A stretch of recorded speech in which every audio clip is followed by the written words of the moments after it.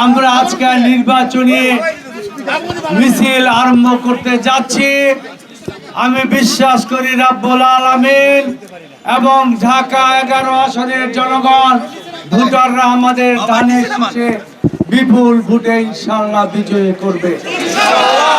জুলাই আন্দোলনে যারা শহীদ হয়েছে তাদেরকে নিয়ে অনেকেই ব্যবসা করতে পারে, চেতনার ব্যবসা।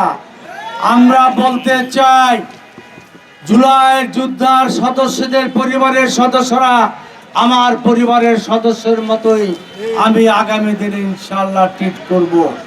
তাদের কষ্ট লাগাবে চেষ্টা করব। এই ঢাকা 11 আসন মাদক সন্ত্রাস এবং চাঁদা মুক্ত করব। বিগত 17 বছর উন্নয়নের নামে লুটপাট হয়েছে। সারা ঢাকা 11 আসনে কোথাও আজকে গ্যাস নেই, মা বোনেরা রান্না করতে কষ্ট পায় এবং অনেক রাস্তা ড্রেন অকেজ হয়ে পড়ে আছে। ইনশাআল্লাহ আগামী দিনে ঢাকা 11 আসনের সকল মানুষকে নিয়ে ঐক্যবদ্ধভাবে সন্ত্রাসবাদক এবং চাঁদা মুক্ত ঢাকা 11 আসন প্রতিষ্ঠার পাশাপাশি গ্যাসের সমস্যা সহ উন্নয়নমূলক কাজ আমরা করব।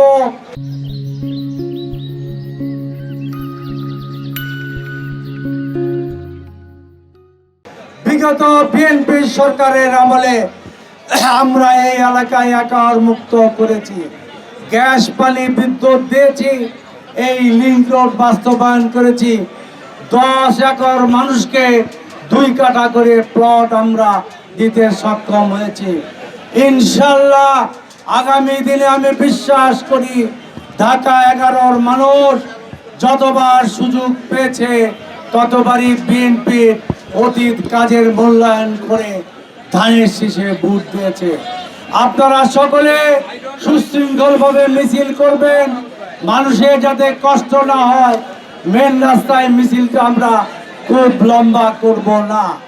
আমি বিশ্বাস করি ধানের শীষের বিজয় সারা বাংলাদেশে হবে। তারেক রহমানের নেতৃত্বে আগামীর বাংলাদেশ হবে বৈষম্যহীন একটি উন্নত কল্যাণ রাষ্ট্র। ইনশাআল্লাহ আমরা সকলে মিলে মানুষের প্রত্যাশিত বাংলাদেশ বিনির্মাণ করব এবং সেখানে কোনো বৈষম্য থাকবে না, ভোটের অধিকার থাকবে, আইনের শাসন থাকবে। আবারও বলি, জুলাইয়ের এই 1400 লোক, বাড্ডার যে 600 মানুষ জীবন দিয়েছে তাদেরকে আমরা শ্রদ্ধার সাথে স্মরণ করব। তাদেরকে আমাদের পরিবারের সদস্যের মতো আমরা মূল্যায়ন করব ইনশাআল্লাহ। রাব্বুল আলামিন আমাদের বিজয় করার সহযোগিতা করুক এই প্রত্যাশা করি।